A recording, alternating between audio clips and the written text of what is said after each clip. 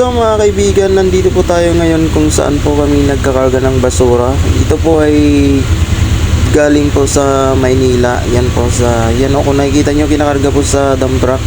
Ito po ay dinadala dyan sa bundok ng Nabutas, dyan sa may island Nabutas mga kaibigan.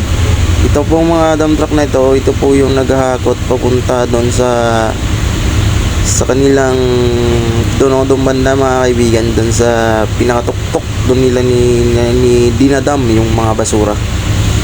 Yan guys, so pinaano po ng backloader sa sobrang dami. Ayan o, napakarami mga kaibigan. Ito po yung lugar na po ay, ito po yung island ng basura. Puro basura lang makikita nyo dito mga kaibigan. O, sa sobrang lawak yan mga kaibigan, bundok-bundok na yung basura dito mga kaibigan.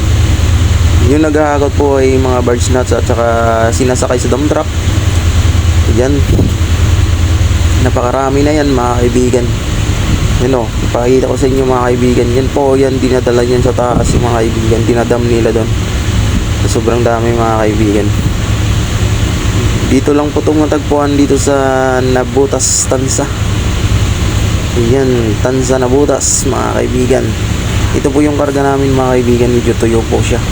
Ayun, babalik na po yung isang dump truck kasi ito po yung naghahakot sa amin. Marami pong mga bahay dito mga kaibigan, kunting alaman lang po. Ayan o, mga barracks po dito ng mga trabante.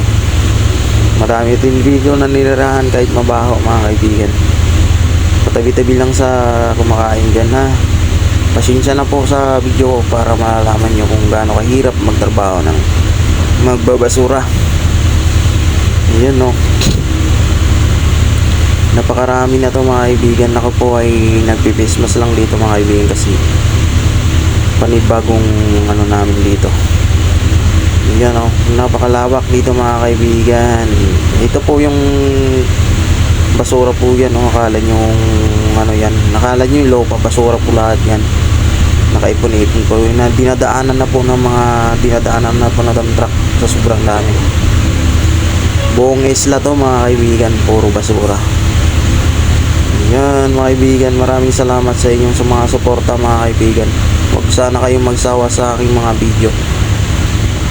Huwag niyong kalimutan mag-subscribe at